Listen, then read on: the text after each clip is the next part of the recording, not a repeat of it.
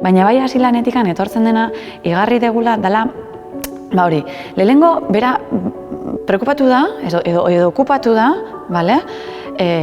formazio berezi bat eukitzen naiz, eta ja bere auki oso motibatuta etorri zen, gogo askokin, talde barruan sartzeko, eta ideia berri askorekin.